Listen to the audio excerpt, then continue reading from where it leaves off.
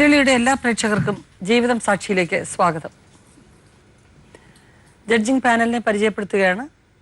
ബഹുമാനപ്പെട്ട retired judge Shri MV George, advocate Girindra Babu, psychologist counsellor VK Joseph. എല്ലാവർക്കും നമസ്കാരം. ഈ ലോകത്ത് നമ്മുടെ എന്ന് പറയാൻ, ഉറപ്പിച്ച് പറയാൻ അവകാശപ്പെട്ട ഒന്നേ ഉള്ളൂ, നമ്മുടെ മക്കളെന്ന് പറയും. പക്ഷേ ചില സന്ദർഭങ്ങളിലെങ്കിലും ജീവിതത്തിൽ നമുക്ക് ബോധ്യപ്പെടും അങ്ങനെയല്ല. ഓരോ മനുഷ്യനും അവരവരുടേതായ തീരുമാനങ്ങൾക്കൊത്ത് ജീവിക്കാനുള്ള അവകാശമുണ്ട്. ഇന്നിവിടെ ഒരു അമ്മയാണ് പരാതിക്കാരിയായിട്ട് വന്നിരിക്കുന്നത്. തൻ്റെ മകളെ തനിക്ക് തിരിച്ചു വേണം. ആ മകൾ തനിക്ക് ഇഷ്ടമല്ലാത്ത ഒരു വിവാഹ ബന്ധത്തിൽ ഏർപ്പെട്ട് ജീവിക്കുകയാണ്. ഒരിക്കലും അത് അവൾക്ക് നല്ലതല്ല. അത് അവളെ ബോധ്യപ്പെടുത്തി കൊടുക്കണമെന്നുള്ളതാണ് അമ്മയുടെ പരാതി. അഞ്ചാലുമൂട്ടിൽ നിന്നും പ്രസന്നയാണ് വന്നിരിക്കുന്നത്. പ്രസന്ന, ഹലോ. പ്രസന്ന ജോലി ചെയ്യുന്ന സ്ത്രീയാണോ? ഞാൻ കശുവണ്ടി ഫാക്ടറി, എൻ്റെ കല്യാണം 92 കഴിഞ്ഞ് 93 ഇവിടെ പ്രസവിച്ചു. അതിനിടയ്ക്ക് എനിക്കൊരു അബോഷനായിരുന്നു. അതിനുശേഷം 85 എന്നെ വിളിച്ചുകൊണ്ട് വന്നപ്പോൾ എൻ്റെ അമ്മയപ്പന് അച്ഛനും അമ്മയും ഇവിടെ ഫാക്ടറി ജോലിയായിരുന്നു, BLCയുടെ. അപ്പോൾ ഞാൻ അവിടെ തച്ചൊക്കെ പൈസ കയ്യിലുള്ള, ഇവിടെ വന്നപ്പോൾ പൈസയ്ക്കൊന്നും സ്വാതന്ത്ര്യമില്ല. എനിക്ക് കമ്പനി പോകണമെന്നൊരു മോഹമുണ്ട്. അപ്പോൾ അച്ഛനും അമ്മയും കൂടെ എന്നെ അവിടെ ആക്കി. അപ്പോഴേ എൻ്റെ ഓപ്പറേഷൻ കഴിഞ്ഞിട്ട് 85 ആയിട്ടുള്ളൂ. ഞാൻ കയറി ജോലി ചെയ്തുകൊണ്ടിരിക്കവേ ഈ കൊച്ചിനെ കുറെ ഭർത്താവിന്റെ അനുവാദത്തോടു കൂടി തന്നെ എൻ്റെ ഭർത്താവിൻ്റെ അങ്ങനെ ജോലിക്ക് പോയിക്കൊണ്ടിരുന്നു. 1996 പിന്നെ ഒരു ഗർഭിണി. അതിനിടയ്ക്ക് വീണ്ടും ഒന്ന് അബോഷനായി. 1 മാസം ആവത്തുള്ളൂ, അപ്പോഴത് അബോഷനായി പോകും. അങ്ങനെ 4ാമതൊരു കൊച്ച്. അപ്പോൾ ഒരു ജൂലൈയിലങ്ങണ്ട ഓണം അടുപ്പിച്ച ജൂലൈയിൽ ഞാൻ ഗർഭിണിയായി. അന്ന് ഞാൻ ആ 1 മാസമായപ്പോൾ ആ കമ്പനിയിൽ നിന്ന് ഇറങ്ങി. ഞാൻ 1996 നവംബർ 19 എൻ്റെ ഒരു ഓപ്പറേഷൻ, 2ാമതൊരു കുട്ടി. അപ്പോൾ 7 മാസം. ആ 7 മാസം ഓയൂർ ആശുപത്രി, കൊല്ലം ആശുപത്രി, ആശ്രമം ആശുപത്രി, SIT ഇല്ലടം നടന്നു ബ്ലീഡിങ്. അപ്പോൾ അവർ കൊച്ചിനെ ഏക്കത്തില്ല. പിന്നെ ഒരു 8 മാസം കിടക്കാൻ പറഞ്ഞു. ഞാൻ പറഞ്ഞു കിടക്കുന്നു. അപ്പോൾ ഇവക്ക് 2.25 വയസ്സ്. അപ്പോൾ എന്നെ അവിടെ കൊണ്ടുപോയി കടത്തി. അപ്പോഴത്തേനും ബ്ലീഡിങ് കഴിഞ്ഞിട്ട് ലീക്കിംഗ് ആയി. നവംബർ 18 ആയപ്പോഴത്തേന് കൊച്ചു മരിച്ച്. അപ്പോൾ ഞാൻ ഡോക്ടറെ അടുത്ത് പറഞ്ഞു. അപ്പോൾ എൻ്റെ സംരക്ഷണം നല്ല ഡിസ്ട്രിക്ട് ആശുപത്രി റാണി ഡോക്ടർ എന്ന് പറയുന്നൊരു ഡോക്ടറാണ്. എൻ്റെ ബെഡിൽ വന്ന് എല്ലാവരും നോക്കിക്കോണം. പാലും മുട്ടയും എനിക്ക് ബെഡിൽ കൊണ്ടുവരണം. ഞാൻ നടക്കാൻ പാടില്ല, അത്യാവശ്യം ബാത്റൂമിൽ മാത്രം പോകാൻ പറ്റും. അങ്ങനെ നല്ല സംരക്ഷണത്തെ അവിടെ നിൽക്കവേ ഞാൻ പറഞ്ഞു, സിസ്റ്ററെ എൻ്റെ കുഞ്ഞ് മരിച്ച്, നാളത്തേക്ക് എനിക്ക് ഓപ്പറേഷത്തിന് വെച്ചേക്കുന്നത് 20-ാം തീയതി. എന്നെ ഇന്ന് തന്നെ ഓപ്പറേഷൻ ചെയ്യണം. ഇന്ന് തന്നെ ഓപ്പറേഷൻ ചെയ്തില്ല എൻ്റെ ഞാനും മരിച്ചു പോകും. കുഞ്ഞു മരിച്ച അതിവേദന, വയറ്റി കൊച്ചു അനക്കമില്ല. അപ്പോൾ എൻ്റെ ഡോക്ടറില്ല, റാണി ഡോക്ടർ ഡ്യൂട്ടി കഴിഞ്ഞ് പോയി. 4 മണി കഴിഞ്ഞെങ്കിൽ കൊച്ചു മരിച്ച വൈറ്റി. അപ്പോൾ പ്രസന്ന ഡോക്ടർ എന്ന് പറയുന്നൊരു ഡോക്ടർ അവിടെ പകരമുണ്ട്. അങ്ങനെ ഡോക്ടർ വിളിച്ച് ഞാൻ പറഞ്ഞു, ഡോക്ടറെ എന്നെ അങ്ങ് ഓപ്പറേഷൻ ചെയ്യാൻ പറ ഡോക്ടറെ, നേരം വിളിക്കുമ്പോഴത്തേനും ഞാൻ മരിച്ചു പോകുമെന്ന് പറഞ്ഞു. അപ്പോൾ എന്നെ സ്ട്രെച്ചറിലിട്ട് ഉടൻ തന്നെ ഈ പ്രസന്ന ഡോക്ടർക്ക് വിളിച്ചിട്ട് പറഞ്ഞു, എൻ്റെ പ്രസന്നെ ഒന്ന് ഓപ്പറേഷൻ ചെയ്യണമെന്ന് പറഞ്ഞു. അപ്പോഴെന്നെ രാത്രി 12:30 എന്നെ ഓപ്പറേഷൻ ചെയ്തപ്പോൾ എനിക്ക് ബ്ലഡില്ല. അപ്പോൾ അതിന് മുമ്പ് ഒരുപാട് ആളുകളൊക്കെ അവിടെ വേണമെന്ന് എഴുതി വെച്ചിട്ട് നമ്മളെ അവിടെ അഡ്മിറ്റ് ആക്കിയത്. അപ്പോൾ എൻ്റെ ആങ്ങളെ പിള്ളേർ അപ്പോഴും എന്നെ 2 ആളുകളെ കൊണ്ടുവന്ന് ബ്ലഡ് തന്ന് ഓപ്പറേഷൻ ചെയ്ത് പ്രസവം നിർത്തി. രാവിലെ ഡോക്ടർ വന്നു. അപ്പോൾ ഡോക്ടർ പറഞ്ഞു, മോളെ ഒരു കൊച്ചിനെ സന്തോഷമായിട്ട് വളർത്ത് എന്ന് പറഞ്ഞു. അപ്പോൾ 4 എണ്ണത്തിന് കഷ്ടപ്പെട്ടിട്ട് ഒന്നേ ഉള്ളൂ, പഠിക്കാനാണ് ഇവള് മിടുക്കി. SLCയുടെ ബുക്കൊക്കെ എൻ്റെ കയ്യിലിരിപ്പുണ്ട്. അംഗനവാടി പഠിക്കുന്ന കാലത്ത് സ്ലേറ്റ് പെൻസിൽ കൊടുക്കേണ്ട സമയത്ത് ഒക്കെ ബുക്ക് പെൻസിൽ കൊടുത്ത്. പിന്നെ 1 തൊട്ട് 4 വരെ പുന്നയ്ക്കോട്ടൊരു സ്കൂളിൽ, അത് കഴിഞ്ഞിട്ട് 5, 6, 7 ചിറക്ക സ്കൂളിൽ. ആ സ്കൂളിന് ഫസ്റ്റ് അതിന് അവാർഡ് തന്ന്. പിന്നെ 8, 9, 10 വീണ്ടും ഈ സ്കൂളിൽ വന്ന് 8 A+, 2 Aയും. ഭയങ്കര മിടുക്കി. അപ്പോൾ 10ാം ക്ലാസ് പാസ്സായപ്പോൾ ഞാൻ പറഞ്ഞു, മോളെ ആരെ കൊണ്ട് ഇച്ചി പോകുമെന്ന് പറയിച്ചിട്ടില്ല. ഞങ്ങൾ 10 മക്കളെ, എനിക്ക് ഒറ്റ മോളേ ഉള്ളൂ. ഞങ്ങൾക്ക് 10 പേർ കൂടെ 14 മക്കളേ ഉള്ളൂ. എനിക്കൊരു മോളേ ഉള്ളൂ. നാട്ടുകാരെ കൊണ്ട് ഇന്ന് വരെ 1, 2 പറയിപ്പിച്ചിട്ടില്ല. മോള് നല്ല അണക്ക് പഠിച്ച് +2 പഠിക്കണം. ഈ വണ്ടി കുറേ വായി നോക്കികളുണ്ട് ഇങ്ങനെ പറഞ്ഞ്. വായി നോക്കികൾ പലതും പറയും. മോൾ അതൊന്നും ശ്രദ്ധിക്കരുത്. അപ്പോൾ പള്ളിമൺ സ്കൂളിൽ കിട്ടിയത് 2 വണ്ടി കയറണമെന്ന് പറഞ്ഞ് അവൾ പോകത്തില്ല. അവൾ ചാത്തന്നൂരോ ഓടനവട്ടത്തെ പോകത്തുള്ളൂ. അപ്പോൾ മറ്റിടത്ത് നിന്ന് പള്ളിമൺ ചെന്ന് താൽക്കാലിക അഡ്മിഷൻ എടുത്തുകൊണ്ട് വന്ന് അവൾ അവിടെ പോകത്തില്ല. പിന്നെ വണ്ടിയിൽ വായി നോക്കലുണ്ടെന്ന് പറയാൻ കാര്യമുണ്ടോ? അവിടുന്ന് ഒരുപാട് പെൺപിള്ളാരെ എൻ്റെ വണ്ടിയിൽ പോകുന്ന ഒരു തടിയൻ അവൻ ഒരുപാട് പെൺപിള്ളേരെ തട്ടി പല ആൺപിള്ളേർക്കും കൊടുത്തിട്ടുണ്ട്.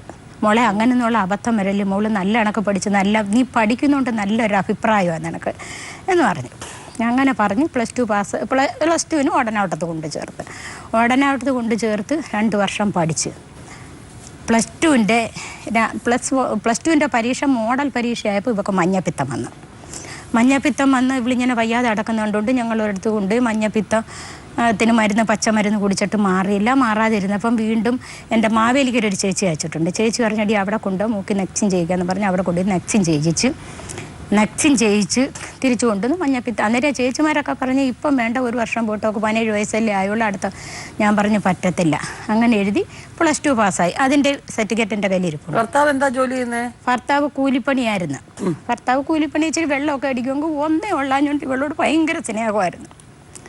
അങ്ങനെ പ്ലസ് ടുവിൻ്റെ 3 പരീക്ഷയുള്ളപ്പം എൻ്റെ അടുത്ത് ഏറ്റവും വിശ്വാസമുള്ളൊരു ചേച്ചി പറഞ്ഞ്, പ്രസന്നെ ഈ പെണ്ണൊരു ചെറുക്കനുമായിട്ട് അടുപ്പത്തില്ല, അത് നിനക്കും നമുക്കാർക്കും അംഗീകരിക്കാൻ പറ്റാത്തൊരു ബന്ധമാണ്. 3 പരീക്ഷയും കൂടെ ഉള്ളു, നീ 3 ദിവസത്തേക്ക് ചോദിക്കല്ലോ, 3 ദിവസം കഴിയട്ടെന്ന് പറഞ്ഞു. ഞാൻ പറഞ്ഞു പറ്റത്തില്ലേ ചേച്ചി, ഞാൻ ഇന്ന് തന്നെ ചോദിക്കുമെന്ന് പറഞ്ഞു. ഞാൻ വന്ന് ചോദിച്ചു, ഇന്നാരും എന്നോട് ഇന്നലെ പറഞ്ഞല്ലേ. അമ്മയ്ക്ക് ഏതാണ്ട് ഭ്രാന്തോ, ഈ കുരങ്ങന്മാരെ പോലെ ഇരിക്കുന്ന അവന്മാരെ ആരിഷ്ടപ്പെടും, അമ്മയ്ക്ക് നാണമില്ലേ എന്നോട് ഇങ്ങനെ ചോദിക്കാൻ. ഞാൻ പറഞ്ഞു ശരി, ഒരു പക്ഷേ നീ സ്നേഹിച്ചിട്ടുണ്ടായിരിക്കും, അല്ലെ ഇഷ്ടമായിരുന്നായിരിക്കും, അല്ലെ സംസാരിച്ചിട്ടുണ്ട്. 3 ദിവസത്തെ പരീക്ഷയും കൂടെ കഴിഞ്ഞാൽ നമുക്ക് ഓടാനാവട്ടമായിട്ട് ബന്ധമില്ല, പഠിത്തം തീരുക. പിന്നെ ഇവിടെ വെച്ച് കളഞ്ഞോണം, ഈ 3 ദിവസത്തിനകം കളഞ്ഞോണം പറഞ്ഞു കഴിഞ്ഞ് വിളിഞ്ഞു പോരുന്നു. അപ്പോൾ എനിക്ക് 5-6 സഹോദരൻ, അവരും അന്നേന്ന് വേല ചെയ്ത് ജീവിക്കുന്നവരാണ്. അപ്പോൾ ഇവളെ പ്ലസ് 2 കഴിഞ്ഞിട്ടൊന്ന് കൊണ്ടാക്കാൻ വേറെ എങ്ങോട്ടെങ്കിലും 2-3 ദിവസത്തേക്ക് വരാം. അന്ന് അണ്ടി ആഫീസിലെ ഒരു വാച്ചറായിട്ട് പറഞ്ഞ്, പ്രസന്നെ പെങ്കൊച്ചനെ ഇനി തരണേ, നല്ല കണക്ക് പഠിക്കുന്ന കൊച്ചാൽ ഞാൻ ബാംഗ്ലൂർ കൊണ്ടുപോകാം, ഉത്തരവാദിത്തം ഞാൻ ഏറ്റിട്ടുണ്ട്, പെൺപിള്ളേർ മാത്രം പഠിക്കുന്ന കോളേജാണ്, അവൾ BSc നേഴ്സ് തന്നെ പഠിക്കട്ടെ എന്ന് പറഞ്ഞു. 2010 ജൂൺ 22-ാം തീയതി അവളെ അഡ്മിഷൻ എടുക്കാൻ കൊണ്ടുവന്നു. ഞാനും എൻ്റെ ഭർത്താവും എൻ്റെ അനിയനും കൂടെ കൊണ്ടുപോയി 23-ാം തീയതി അഡ്മിഷൻ. അപ്പോൾ ഇതിൻ്റെ ഇടയ്ക്ക് എൻ്റെ ഭർത്താവിനൊരു പല്ലുവേദന വന്ന് ഇവിടെ ഈ വാക്കൊരു വീക്കം ഉണ്ടായിരുന്നു. പല്ലുവേദന വന്നാൽ മരുന്ന് മേടിക്കത്തില്ല, എന്തിനും മരുന്ന് മേടിക്കത്തില്ല. ഞാൻ നിർബന്ധിച്ചോളൂ. റോഡിൽ ചെല്ലുമ്പോൾ എല്ലാവരും പറയട്ടെ, കിണ്ണാന്നാണ് വിളിക്കുന്നത്, രാധാകൃഷ്ണൻ എന്നാണ് പേര്, കിണ്ണ ആശുപത്രി പോകും. എൻ്റെ മോളെ ഒരു കരയ്ക്ക് എത്തിച്ചിട്ടേ ഞാൻ പോകുന്നുള്ളൂ, എൻ്റെ മോളെ എവിടെങ്കിലും ഒന്ന് ആക്കി എനിക്ക് സ്വസ്ഥമായിട്ട് എവിടെങ്കിലും പാല്. 23-ാം തീയതി അവളെ അവിടെ കൊണ്ട് ആക്കി. 24-ാം തീയതി ഞങ്ങൾ വരുന്നു. 25-ാം തീയതി RCC മെഡിക്കൽ കോളേജ് നമ്മുടെ തൊട്ടടുത്ത, നടന്ന് പോകാനേ ഉള്ളു, അവിടെ കൊണ്ട് നീ ഇതൊന്ന് കാണിച്ചപ്പോൾ ഡോക്ടർ പറഞ്ഞു ഇവിടെ ഒന്ന് കടക്കണം 2 ദിവസത്തേക്ക്. അപ്പോൾ അവിടെ ഒന്നും അല്ല മുഴ, അവിടെ ഇവിടെയൊക്കെ ഉണ്ട് മുഴ. അപ്പോൾ ഇവിടെ ആ വീക്കം വീണ്ടിൽ നിന്ന് വേണ്ടിയാണ്. അപ്പോൾ ഇവിടെ നിന്നൊരു മുഴ എടുത്ത് ഓപ്പറേഷൻ ചെയ്തിട്ട് പറഞ്ഞ് 2 ദിവസം കടക്കട്ടെ, പിന്നെ റിസൾട്ട് കിട്ടുക. അങ്ങനെ 2 ദിവസം കടന്നിട്ട് പറഞ്ഞു ഇപ്പോൾ ഒരാഴ്ച കഴിഞ്ഞ് വരാൻ പറഞ്ഞു, സർട്ടിഫിക്കറ്റ് കിട്ടുമെന്ന് പറഞ്ഞു. അപ്പോൾ ഒരാഴ്ച കഴിഞ്ഞ് ചെന്നപ്പം സർട്ടിഫിക്കറ്റ് വന്നില്ല, 2 ദിവസം കൂടെ കഴിഞ്ഞെല്ലാം പറഞ്ഞു. അന്നേരം എൻ്റെ അനിയൻ്റെ ഭാര്യ പറഞ്ഞു ചേച്ചി അങ്ങ് ആഫീസിൽ പോയി, ഞാനും ഇവളും കൂടെ ഇവിടെ അഡ്മിഷൻ എടുത്തിട്ട് വന്ന് നിൽക്കുവാന്നല്ലോ, ഓഗസ്റ്റിൽ പോയാൽ മതി, മേടിക്കാമെന്ന് പറഞ്ഞു, സർട്ടിഫിക്കറ്റ് മേടിക്കാമെന്ന് പറഞ്ഞു. ഇവളിന്ന് സർട്ടിഫിക്കറ്റ് മേടിച്ചുകൊണ്ട് വന്നിട്ട് 5 മണിയായിട്ടും ആഫീസിൽ വിളിക്കുന്നില്ല. എനിക്കൊന്ന് വിഷമം. ഏതായാലും ഒരു ആണിൻ്റെ തുണ വേണമല്ലോ നമുക്ക്. 5 മണിക്ക് ഞാൻ വിളിച്ചു വെച്ചടി ഒരു വിവരം അറിഞ്ഞു. അത് കുഴപ്പമൊന്നുമില്ല ചേച്ചി, RCCയിലൊന്ന് പോകണം, RCCയിലൊന്ന് പോകണം. എൻ്റെ ഹൃദയം പൊട്ടി, എൻ്റെ ജീവിതം അവിടെ വെച്ച് തകർന്നു. പറഞ്ഞെത്തിയുന്നതിന് മുമ്പ് ഈ മുഴയിഞ്ഞ് വളർന്നിഞ്ഞ് പഴുത്തിഞ്ഞ് മുള്ളിക്കാ പോലായി.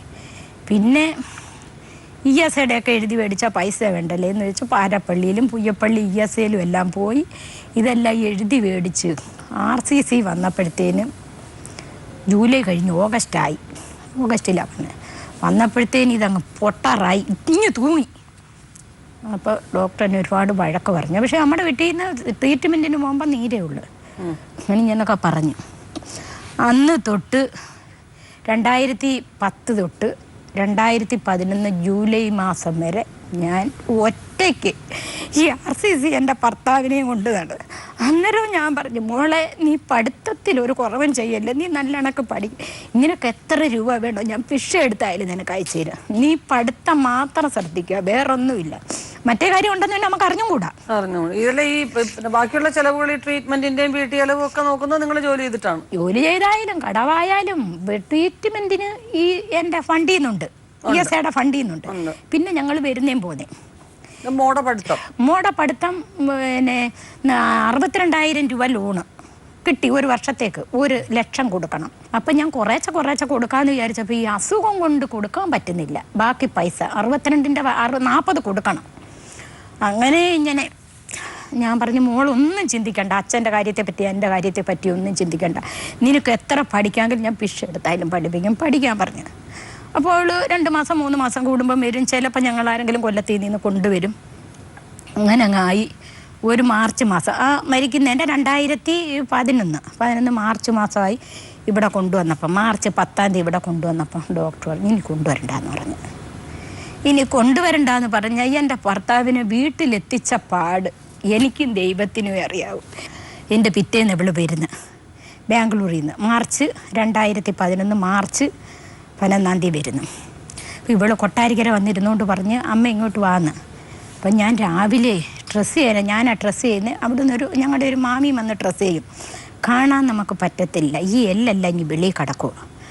അപ്പോൾ ഞാൻ ഡ്രസ്സ് ചെയ്യാനായിട്ട് നോക്കിയപ്പോഴത്തേന് ബ്ലഡൊന്നും വരുത്തില്ല. അന്ന് നോക്കിയപ്പോൾ ഇങ്ങനെ ബ്ലഡ് അങ്ങ് ഒഴുകുക. ഞാൻ പെട്ടെന്ന് അവളെ വിളിക്കാനായിട്ട് കൊട്ടാരിക്കൽ ചെന്നപ്പോൾ അവൾ വരും. അന്നേരം ഇവളെൻ്റെ കൂടെ അമ്മ എന്നെ ഒരു എണ്ണം വിളിച്ച് വരാൻ അങ്ങോട്ട് വരികയില്ലെന്ന് ചോദിച്ചു. അന്നേരം ഞാൻ പറഞ്ഞു, മോളെ അച്ഛൻ ഇങ്ങനൊരു സംഭവം ഉണ്ട്, മോള് നേഴ്സിംഗ് പഠിക്കാൻ പോയില്ലേ, നമുക്ക് ഇവിടെങ്കിലും കയറി അതിനൊരു മരുന്ന് മേടിക്കുക. അപ്പോൾ അവിടെ കയറിയപ്പം അവിടെ ഒരു മെഡിക്കൽ സ്റ്റോർ കയറി ഞാൻ ഈ വിവരം പറഞ്ഞു. അന്നേരം അങ്ങനെ ചോദിച്ചു കന്നാലിക്കാന്ന്. ഞാൻ പറഞ്ഞല്ല. അന്നേരം അവർ പറഞ്ഞ് മരുന്ന് ഇങ്ങോട്ട് തന്നിട്ട് ഇതങ്ങോട്ട് ചെയ്താൽ മതി. ഇതങ്ങോട്ട് ഒഴിച്ചോണ്ണി പുഴുഞ്ഞ് നീണ്ടു വരിക. അപ്പോഴും തന്നെ വണ്ടി പിടിച്ച് ഇവരെ ആശുപത്രി കൊണ്ടുപോകാനുള്ള വളം. അപ്പോഴും എൻ്റെ അമ്മ അഞ്ചാലുമുട്ടി, എൻ്റെ വീട് യഥാർത്ഥത്തിൽ എന്നെ കൊണ്ടുവന്നൊക്കെ പുയ്യപ്പള്ളിയിലാണ്. അപ്പോഴമ്മ വന്ന് ഞാൻ പറഞ്ഞു, അമ്മ ഞാൻ ആശുപത്രി പോയി, അമ്മ നാളെ ഇവളെ കൊണ്ട് അങ്ങ് വീട്ടിൽ പോകണം, ഇവളെ ഇവിടെ നിർത്തരുന്നു, ഇവൾക്ക് 11 ദിവസത്തെ ലീവേ ഉള്ളെന്ന് പറഞ്ഞു. അമ്മ ഞങ്ങൾ അവിടെ ചെന്ന് അവിടെ അഡ്മിറ്റാക്കി. അപ്പോഴും തന്നെ അവർ പറഞ്ഞു ഇവിടെ കടക്കട്ട്, ഞരമ്പുകളെല്ലാം കടിച്ച് മുറിച്ചു പോയി, ഇനി ഇവിടെ കടക്കട്ടെന്ന് പറഞ്ഞു. അങ്ങനെ അവിടെ കടന്നു. ഇവള് 10 ദിവസം അവിടെ നിന്ന്. 10 ദിവസം അവിടെ നിന്നതിൻ്റെ ഇടയ്ക്ക് അവിടെ സംഭവിച്ചത് എനിക്ക് പറയാൻ പറ്റത്തില്ല. എൻ്റെ അമ്മ ഇവളെ നിർബന്ധിച്ച് വിളിച്ചിട്ട് ഇവിടെ പോകത്തില്ല. എൻ്റെ അമ്മായിയമ്മ അപ്പോഴത്തേന് പ്രഷർ വന്ന് തളർന്നു. അമ്മ അവിടെ ഉണ്ട്, എൻ്റെ അമ്മായിയമ്മ അവിടെ ഉണ്ട്. ഇവള് കൂട്ടിനാരെയും വിളിച്ച് കടത്തി. അങ്ങനെ അവിടെ ഒരുപാട് പേർക്കറിയായിരുന്നു. ഇവള് പിഴച്ചു പോട്ടെന്ന് വിചാരിച്ച എൻ്റെ കൂടെ പറഞ്ഞില്ല ഈ വിവരങ്ങൾ. വല്യമ്മ പലരോടും പറഞ്ഞപ്പം 17 ആയിട്ടുള്ളൂ. വല്യമ്മ പറഞ്ഞപ്പം അവർക്ക് വയ്യാത്തതുകൊണ്ടാണ് പറയുന്നതെന്നും പറഞ്ഞു. ആരും എന്നോടൊട്ട് പറഞ്ഞതുമില്ല. പക്ഷെങ്കിൽ അറിയാവുന്നവരും ഉണ്ടായിരുന്നു. അവൾ പിഴച്ചു പോട്ടെ, എവിടെ മോള് ചുവ പഠിക്കുന്നതിൻ്റെ മിഷ്ക അവൾക്കുണ്ട്, പോട്ടെ എന്ന് കരുതിയവരുമുണ്ട്. ഇത് ഞാൻ അറിയുന്ന എപ്പോഴാണ്, പിന്നെ ഇവള് പോയി ഒരു 1.5 മാസം കഴിഞ്ഞ് അറിഞ്ഞപ്പോൾ ഞാൻ പറഞ്ഞു, മോളെ ഇതിൻ്റെ ഇടയ്ക്ക് കല്യാണം ഉറച്ചിരിക്കുക, 17 വയസ്സിൽ മറ്റൊരു കല്യാണം ഉറച്ചിരിക്കുക. അന്നേരം തന്ത പറയുന്നു, മോളെ കല്യാണം അങ്ങ് നടത്തും, മോളെ കല്യാണം അച്ഛൻ്റെ ഒരു ആഗ്രഹവും, മോളെ കല്യാണം നടത്തിയൊന്ന് കാണാൻ. എനിക്ക് വന്നിട്ട് അച്ഛൻ ചത്തൊന്നും പൊത്തൊന്നുമില്ല, മുട്ടയെന്ന് ഞാൻ വരുന്നില്ലല്ലോ അച്ഛൻ പറഞ്ഞു വെച്ചേക്കുന്ന കല്യാണം തന്നെ ഞാൻ നടത്തുക, അച്ഛൻ കല്യാണം എൻ്റെ കണ്ടിട്ടേ മരിക്കത്തുള്ളൂ, അച്ഛൻ മരിക്കത്തില്ല എന്ന് പറഞ്ഞ് ചുരുക്കി കൂട്ടി പറഞ്ഞ ജൂലൈ 2011 ജൂലൈ 1-ാം തീയതി ഇപ്പോൾ സീരിയസ് 3 ദിവസം മുമ്പേ ഇത് കുത്തിയിട്ടിരിക്കുക, ഓക്സിജൻ കൊടുത്തിട്ടേക്കുക. എന്നിട്ട് ഞാൻ ഡോക്ടറെ അടുത്ത് പറഞ്ഞു, ഡോക്ടറെ എൻ്റെ മോളെ ഒന്ന് അറിയിക്കണം. അന്നേരം ഡോക്ടർ പറഞ്ഞു, മോളെ അറിയിക്കേണ്ട, എക്സാം അല്ലേ അവിടെ, ഫസ്റ്റ് മോഡൽ എക്സാം ആയി. അന്നേരം പറഞ്ഞു മോളെ. ഞാൻ പറഞ്ഞു അത് പറ്റത്തില്ല ഡോക്ടറെ, ഒരു മോളേ ഉള്ളു, അവളൊന്ന് വന്ന് കാണട്ടെ. അപ്പോൾ അവിടെ ഫാദറിനെ വിളിച്ചു പറഞ്ഞ് അവളെ ആരെങ്കിലും കൂട്ടി വിടണമെന്ന് പറഞ്ഞ് അവളെ 1-ാം തീയതി കൂട്ടിവിട്ട് 2-ാം തീയതി അവൾ ആലപ്പുഴ വന്നപ്പോൾ ഒന്ന് വിളിച്ചു. അപ്പോൾ ഇവിടെ കൈ ഫോണുണ്ടോ ഇല്ലയോ എനിക്കറിയത്തില്ല. അപ്പോൾ അവൾ എൻ്റെ ഭർത്താവ് മരിച്ച് ആശുപത്രി കിടക്കുമ്പോൾ ഇവൾ 7:30 ഇവിടെ വന്ന് 8 മണിക്ക് എൻ്റെ വീട്ടിൽ വന്ന് ഫോൺ വിളിക്കുന്നെന്ന് പറയുന്നു. അപ്പോൾ ഇവള് എൻ്റെ അടുത്തൊരു നമ്പറിട്ട്, അമ്മ ഒരു ഫോൺ ഫാദറോട് പറയണം എൻ്റെ തന്നു വിടാനാ, എനിക്കൊന്ന് വിളിക്കേണ്ടതെന്ന് ചോദിച്ചു. അങ്ങനെ ഞാൻ ഫാദറെ വിളിച്ചു പറഞ്ഞു, ഫാദറെ ഒറ്റയ്ക്ക് ഒരു കൂട്ടുകാരിയുണ്ട് തിരുവനന്തപുരത്തും കൊണ്ടുള്ള, അന്ന് ഒരു ഫോൺ കൊടുത്തു വിടണം, രാത്രിയല്ലേ ഒന്ന് വിളിക്കണം. അപ്പോൾ ഒരു കൂട്ടുകാരിയുടെ ഫോണാണ് കൊണ്ടുവന്നത്. അപ്പോൾ എൻ്റെ ചേട്ടത്തെ അവൾ ആലപ്പുഴ വന്നപ്പോൾ ഇവൾ വിളിച്ചെന്നെ. ആലപ്പുഴ വന്നപ്പം വിളിച്ചപ്പോൾ 6:30 ഭർത്താവ് മരിച്ചിട്ടില്ല. അപ്പോൾ എൻ്റെ ചേട്ടത്തിയുടെ മരുമൻ കൊല്ലത്ത് നിന്ന് അവളെ കൊണ്ടുവരാനെ കൊണ്ട്. അന്നേരം ഞങ്ങൾ അങ്ങനെ കൊല്ലത്ത് നിന്ന് ഭർത്താവ് മരിച്ചപ്പം കൊല്ലത്ത് വന്നപ്പോഴത്തേനും മരിച്ച് എൻ്റെ ഭർത്താവ് മരിച്ചു. അവൻ എൻ്റെ അടുത്ത് ഞാൻ പറഞ്ഞ ആശുപത്രിയിലോട്ട് കൊണ്ടു അവളെ ജീവനോടൊന്ന് കാണട്ടെന്ന് പറഞ്ഞപ്പോഴത്തേന് മരിച്ചു. ഞാൻ അവനെ വിളിച്ച് പറഞ്ഞു മരിച്ചെന്ന് പറഞ്ഞു. ഇവൻ അന്നേരം എന്തോ ചെയ്ത്, അന്നേരം ഇല്ല ബന്ധം ഞാൻ വീട്ടിൽ വിളിച്ച് പറഞ്ഞിട്ടുണ്ട് ഇങ്ങനുണ്ടെന്ന്. ഇവൻ വന്ന ഉടനെ പറഞ്ഞടി അപ്പുറം ഇപ്പുറം കാലിട്ടിരിക്കാൻ പറഞ്ഞു. അപ്പോൾ അവൾ ഫോൺ വിളിക്കുന്നെങ്കിൽ അറിയാമല്ലോ എന്ന് വെച്ച് കാലിട്ടിരുന്ന് ഇവിടെ വീട്ടിൽ വന്ന് ഇവളിനി വീട്ടിൽ പോരുന്നത് അവിടെ മരിച്ച്. അപ്പോൾ ഇവൾ വീട്ടിൽ വന്ന് ഇവിടെ കയ്യിലുള്ള ഫോൺ ചേട്ടത്തിയുടെ മരുമോനങ്ങ് വാങ്ങിച്ച് അയലത്തൊരു വീട്ടിൽ കൊടുത്ത്. പക്ഷേ എങ്കിൽ ഇവള് ചറപറ ഫോൺ വിളിക്കുക. ഈ കാണുന്നവരാരെങ്കിലും എന്നോട് പറയുന്നോ? അത് ഏത് നമ്പറിൽ നിന്നാണ് വിളിക്കുന്നത്? നമ്മളെ അല്ല വിളിക്കുന്നില്ല, അവനെയാ വിളിക്കുന്നത് ആയിരിക്കും, എനിക്കറിയത്തില്ല, ഞാൻ കാണുന്നില്ലല്ലോ. ഇത് കാണുന്നവരെന്നാ നമ്മളോട് ചോദിക്കുന്നു. പറയുന്നടെ ഇവക്ക് ഫോണുണ്ടോ ചോദിക്കുന്നില്ല. ഭർത്താവ് മരിച്ച് നാട്ടുകാരെല്ലാം വന്ന് കഥവും പൂട്ടിയിട്ടിട്ട് പോയതാ. അപ്പം ഞാൻ താക്കോല് തലേന്ന് ഒരാൾ അസുഖം അറിയാമെന്നോ പറഞ്ഞടേ താക്കോല് കൊണ്ടുപോകും വശക്കേടാ നാളെ ഇവിടെ ഞാൻ 3 മാസമായിട്ട്. അപ്പം 85 ദിവസമായിട്ട് സ്ഥിരം ഞാനവിടെ അസീസിയില്ല. 85ൻ്റെ പെരയൊക്കെ ഒന്ന് തൂത്തിട് വൃത്തിയാക്കാമെന്നും പറഞ്ഞ് കൊടുത്തു വിട്ട്. അപ്പോൾ അയാൾ വന്ന് പെര തുറന്ന് തൂത്തപ്പോൾ ഇവളും വന്ന് കയറി. തന്ത മരിച്ച ഒരു വീട്ടിൽ ഇത്രയും പറക്കി ഒതുക്കുന്നു 18 വയസ്സുള്ള ഒരു പെണ്ണിനെ അറിഞ്ഞൂടെ ഒരു മരണം നടന്ന വീടാന്ന് അവൾ ഫോൺ വിളിക്കുകയെന്ന് അവർ പറയുന്നത്. എന്നോട് അന്നേരവും പറയുന്നില്ല. ഇവളെവനെ അറിയിക്കുന്നു മരിച്ച് ഇനി അമ്മക്ക് കോളാന്നായിരിക്കും, എനിക്കറിയത്തില്ല. അങ്ങനെ ഫോൺ വിളിച്ച് ജഡം വന്ന് ഞാൻ 9:30 ആയപ്പോഴത്തേന് ഇനി വന്ന് 9:30 മണിയായി എല്ലാം എഴുതി കൊടുത്തിട്ട് വന്ന് 12:30 ആയപ്പോൾ ജഡം വന്ന് ഒരു തുള്ളി കണ്ണുനീര് ഇവിടെ കണ്ണീന്ന് വന്നിട്ടില്ല. അങ്ങനെ ചാക്കാലയെ കഴിഞ്ഞ് കല്യാണം ഉറച്ച ചെറുക്കൻ വന്ന് ചാക്കാലെ അറിഞ്ഞ് അവൻ വന്ന് അവനെന്നെ പെണ്ണിനെ ആശ്വസിപ്പിച്ച് പോയി. 5ൻ്റെ അന്ന് കുളി എല്ലാം 5 സഞ്ചാന്യം കഴിഞ്ഞ്. അപ്പം ജൂലൈ 6 2000. ആ ചെറുക്കനെ നല്ല പരിചയവും രണ്ടുപേരും അറിഞ്ഞൊക്കെ തന്നെയല്ലേ ഉറപ്പിച്ചേ? ആ ചെറുക്കൻ പറയാൻ ആലോചിച്ച് ഇവളെ ബാംഗ്ലൂരിൽ കൊണ്ടാക്കിയപ്പോൾ യഥാർത്ഥത്തിൽ വണ്ടി വെച്ച് ഇവളെ കണ്ട് എന്നോട് ചോദിച്ചു അമ്മ എവിടെ പോകുന്നു ചോദിച്ചോ. ഞാൻ പറഞ്ഞു കൊച്ചിനെ ഇങ്ങനെ കൊണ്ടാക്കാം, അമ്മയും മോളും അല്ല അച്ഛനും അച്ഛൻ്റെ അനിയനും ഒക്കെ ഉണ്ടെന്ന് പറഞ്ഞ്. അന്നേരം എവിടെയാണെന്ന് ചോദിച്ചു. ചെറുക്കനും ബാംഗ്ലൂർ എയർ കണ്ടീഷൻ്റെ ജോലിയാണ്, ഒറ്റ ചെറുക്കനേ ഉള്ളൂ, പെണ്ണിനെ അയച്ച് ഈഴവാസ ജാതി എല്ലാം ചോദിച്ചു. എന്നോട് ചോദിച്ചു മനസ്സിലാക്കി. ഞാൻ അച്ഛന് വയ്യാലോ എന്നൊക്കെ പറഞ്ഞ്. അപ്പോൾ ഇവനൊരു ഫോൺ നമ്പർ എന്നെ തന്നിട്ട് പറഞ്ഞു ഒന്ന് വിളിക്കണേന്ന് പറഞ്ഞു. ഞാൻ ഈഴവാസ അമ്മയെന്നൊക്കെ പറഞ്ഞ്. അപ്പോൾ ഇവള് ആ കോളേജിലെ സർട്ടിഫിക്കറ്റ് ഇങ്ങോട്ട് എടുത്ത വഴി SLCയുടെ പേപ്പർ താഴെ വീണപ്പോൾ എല്ലാം A+ കണ്ടപ്പോൾ ഇവൻ പഠിക്കുന്ന കൊച്ചാന്നുള്ളത് വെച്ചാൽ ഇവൻ അതാണ് ഇഷ്ടപ്പെട്ട്. അങ്ങനെ ഞാൻ വിളിച്ചിട്ടില്ല, ഞാൻ കൊണ്ടുവന്ന് മെത്തേഡ് അടിയിലിട്ടിരുന്നു. അത് കഴിഞ്ഞ് പുള്ളിക്കാരനങ്ങ് സീരിയസ് ആയപ്പോൾ എന്നെ ഇവളെ കെട്ടിക്കാം എന്ന് വിചാരിച്ച് ഞാൻ അവനെ വിളിച്ച് ആലോചിച്ച് പെണ്ണ് കാണാൻ വന്നപ്പോൾ നമ്മുടെ ഏറ്റവും അടുത്ത് എൻ്റെ മാമൻ്റെ മോളെ കൊണ്ടുപോയേക്കുന്ന വീട്ടിൻ്റെ അടുത്ത് അവരുടെ സ്വന്തക്കാരെ ചെറുക്കനെ പറ്റി ഒന്നും അന്വേഷിക്കേണ്ട, പെണ്ണിനെ അയക്കാൻ പറഞ്ഞു. ഇനി ഒന്നും ചെറുക്കനെ പറ്റി നിങ്ങൾ അന്വേഷിക്കുക വേണ്ട, എൻ്റെ മാമൻ്റെ മോളും അവിടെ ഭർത്താവും കുഞ്ഞമ്മയുടെ മോനെ മാമൻ്റെ മോളെ കൊണ്ടുപോയേക്കുന്നത്, ഞങ്ങൾ ഗ്യാരണ്ടി ഉണ്ട്, ചേച്ചി അവളെ അങ്ങ് അയച്ചോളാൻ പറഞ്ഞു. എന്നാൽ ഞങ്ങൾ കുറച്ച് സ്വർണ്ണം ഇട്ടയക്കാം, ബാക്കി സ്വത്ത് മുതലുണ്ട് ഇട്ടയക്കാം, ബാക്കി അന്നേരം പറഞ്ഞു അമ്മ ഇച്ചിരി സ്വർണ്ണം ഇട്ടയക്ക്, ഞാൻ പിറ്റേന്ന് സ്വർണ്ണം ഇങ്ങ് കൊണ്ടുവരാം, അമ്മ കടം തീർത്തു എന്നൊക്കെ പറഞ്ഞ്. എൻ്റെ ഭർത്താവ് ചത്ത 5ൻ്റെ അന്ന് എൻ്റെ അനിയത്തിയുടെ ഭർത്താവ് എവളെ ബാംഗ്ലൂരിൽ കൊണ്ടാക്കിയത് സാർ. അവൾ തിരിച്ചെൻ്റെ വീട്ടിൽ വന്നിട്ടില്ല. 58ൻ്റെ അന്ന് അവൾ തിരിച്ച് പരീക്ഷയും കഴിഞ്ഞ് വരുന്നത് ഇവൻ്റെ വീട്ടിലാണ് കേട്ടോ. എൻ്റെ ആങ്ങളെ വന്ന് അണ്ടിയപ്പിച്ച് ജോലി നിർത്തും. അന്ന് ജോലി നിർത്തിയ ഞാൻ ഇവക്ക് വേണ്ടി അണ്ടി അടിക്കാൻ പോയി. എൻ്റെ ആങ്ങളെ വന്ന് കൊല്ലത്ത് റെയിൽവേ സ്റ്റേഷനിൽ നിന്ന് തലേന്ന് വിളിക്കുമ്പോഴും ഞാൻ പറഞ്ഞു കൊല്ലത്തെ ഇറങ്ങാവേ മോളെ, കൊല്ലത്തെ ഇറങ്ങാവേ, മാമൻ വന്ന് കൊല്ലത്ത് നിൽക്കും. ബാംഗ്ലൂർ കൊച്ചുവേളി 7:30 കൊല്ലത്ത് വരും. എൻ്റെ കുഞ്ഞ് 6 മണി തൊട്ട് അവിടെ ചെന്ന് നിന്ന് 10 മണി വരെ നിന്ന് എൻ്റെ ഫോണിൽ വിളിച്ചുകൊണ്ടിരിക്കുക. എനിക്ക് സാക്ഷി ഇവള് പോകുമെന്നൊരു ശേഖ എനിക്ക് അറിഞ്ഞൂടായിരുന്നു. ഇവള് 10 മണിയായപ്പം ഇവൻ വിളിച്ച് ചന്ദ്രബാബു ആന്ന് ഞാൻ വിഷ്ണു, സൂര്യ എൻ്റെ കൂടെ ഉണ്ട്, ഇനി തിരക്കണ്ട, സ്വിച്ച് ഓഫ് ആക്കി. ഇവൻ എന്നെ വിളിച്ചിട്ട് ചോദിച്ചു പെണ്ണ് വിളിച്ചോ? ഇല്ല. എന്നാ അവളെ ഇനി തിരക്കണ്ട, അവളില്ല, വായി നോക്കിയുടെ കൂടെ പോയി. വിട്ടേ കൂലിയെന്നും പറഞ്ഞ് ഒന്നിനെ വളർത്തി എനിക്ക് ഒന്നുപോലും ഇല്ലാതായി. എൻ്റെ ജീവിതം അവിടെ വെച്ച് നശിച്ച്. ഇവൾ ഇന്നത്തേക്ക് 5 വർഷം കഴിഞ്ഞ് ഒരു ദിവസം അവനെ നമ്മൾ കൂട്ടണ്ട, അവൻ ആരും ആയിക്കോട്ടെ, അവക്ക് എന്നെ ഒന്ന് വിളിച്ചൂടെ? ഭർത്താവില്ല, മക്കളില്ല. ഇവള് പോയ എൻ്റെ 5ൻ്റെ അന്ന് എൻ്റെ അമ്മായിയമ്മ ഹൃദയം പൊട്ടി മരിച്ച്. എൻ്റെ അമ്മ അന്ന് BP കൂടി അന്ന് വീണതാ. ഇന്ന് വരെ അമ്മ ദൂരയാത്ര ചെയ്തിട്ടില്ല. 2 ആങ്ങളമാർ കൂടി ഓങ്ങള കല്യാണ ഓഡിറ്റോറിയം തല ഇറങ്ങി വീണു.